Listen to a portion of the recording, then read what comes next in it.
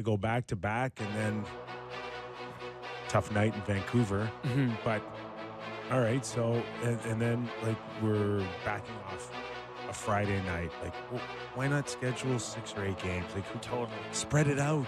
I don't know. I don't understand the aversion. But tomorrow, I think this is why. I think they want to set up these odd special days.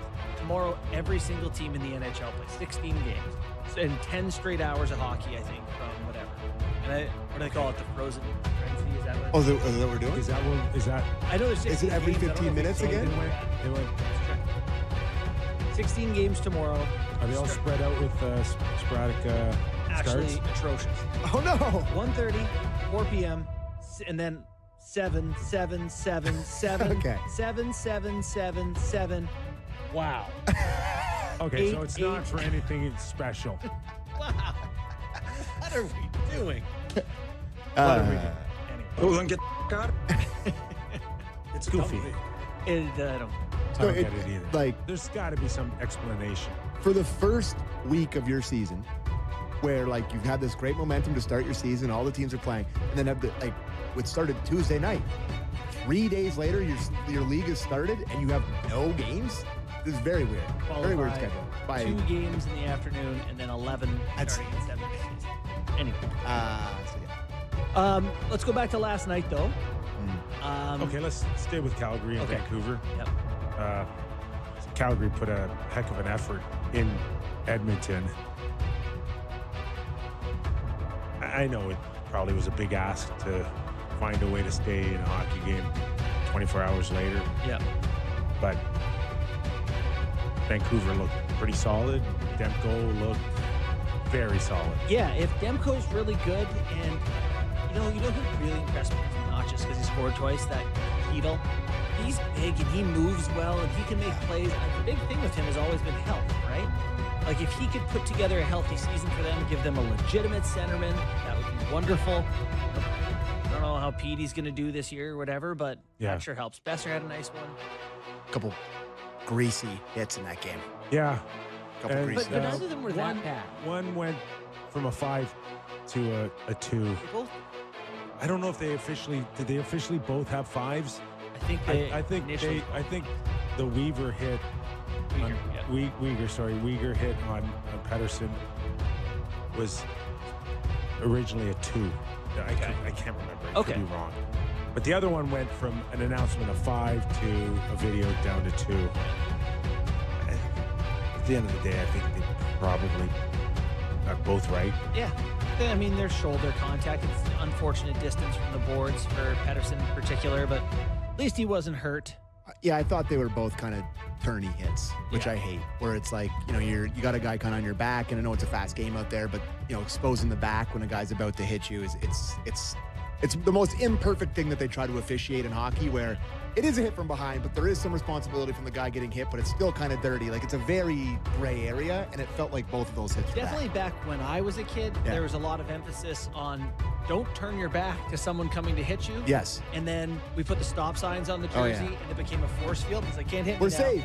Yeah, No, the Chunky's onus is on was you. it Chunky Soup that sponsored them? I think it was Chunky Soup Stop, if I do remember correctly. Anyways, yeah, you're looking at me like I'm No, crazy. no. Yeah, you're okay. Yeah. The other thing too is, I think on the first one with Uyghur, Pedersen knew, like he knew he was there. Yeah. You could see it. At the end of the day, he didn't get a chance to set his feet very well. He fell off balance, and actually he was very frank on where he thought the hit was. He totally exonerated. Oh, he did. McKenzie. Yeah. Said, I got to be ready for that more. Yeah. Like his post game comments were good. The one on Zeri, Sorry. I say sorry. yeah, Say it fast and confident. Zeri. That one, I thought, yeah, he had less of an opportunity to know about his surroundings, and it seemed a little bit more on the numbers. Yep. I like that Zeri, by the way. He's going to be a really good player. He's competitive as hell. But to your point, tough night for the Flames. The season just gets started and you go back to back. In Edmonton, in Vancouver. Yeah, opponents. months. Like that's a tough start. So. Speaking of tough starts, first impressions, Alex Nedeljkovic.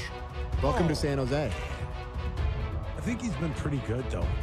There's the first game of the year. This is the first game he played for them. No, I know, but I think he's had a good camp, and I think he's had a good. Well, he won the starting. exhibition. Started the home opener. Started the I'm home sure he's opener. pretty good. He had some momentum coming in. All right. He did, but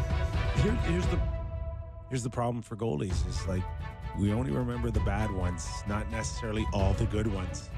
Was there more or less momentum from his camp than there was in the puck that Jack Eichel flipped from center ice that went into the net to tie the game with 2 minutes left? Puck just kept going in the net. It was. In OT, he was out at the blue line. Oof. It had that feeling of the Edmonton Oiler game with Patrick Stefan. Yeah. Oh, did it ever? Do I remember Yes. his name correct? Yes. Yes. Where San Jose had the ability to put the puck in the net, not once but twice last night, and end it, and they missed it. And although the circumstances were a little different, where in Edmonton years ago, that was Straight down the but it right. was a like a clean goal, Yeah. right? I think Where the it's Stars like- won that game at the end, though, by the way. I think they did. I think they won in a shootout. Anyways. Okay, I can't remember. Yeah. But this one was like a gift. It wasn't like it was earned off of just one great play or one great finish. It was just like the gift. Yeah, they handed the game. That's tough too for a team like San Jose that's trying to build the five. I watched the last two periods of that game. They looked in the game. They're flying around. They got speed. That Celebrini looks breathtaking. Will Smith's awesome. So, yeah, that's tough. It's funny to me that Askarov can't get more involved. Like, he was a huge name, right? Like that was the next one Well, for he goalie was- prospects. Yeah, he was rated really high. What did he end up going? Top 10? I don't know where he got picked. Oh, yeah. I'll tell you very quickly here. Quickly before He we was get drafted first round, 11th overall. Okay. By So, Nashville. okay, not top Yeah. 10, top 11. Yeah. Big commitment. that Patrick Stefan thing you reminded me, one of the great calls of all time by Peter Lombardius. Yes. And he's coming into ice, and he blew it. Yeah. I think the top of his I lungs. have some It's one of the sympathy greatest for calls. the miss. The puck pops. Like it's. But he's hot dogging it. Shoot it in the net. Shoot it in He's the just net. trying to steer it in the way Willie's empty netter was last night. You know, you're A just. Patrick Stefan zag. Love it. He's just skating it into the net. Next time we get a goalie on, our show, we got to ask him just in terms of just the mindset for a goalie after you've given up that goal. How do you really recover from it? Because I can tell you, as a player on a bench, you don't get to recover it in my mind and many of our teammates' mind when a goal like that went in. No, what do you mean? Like I mean, like, you could play well for the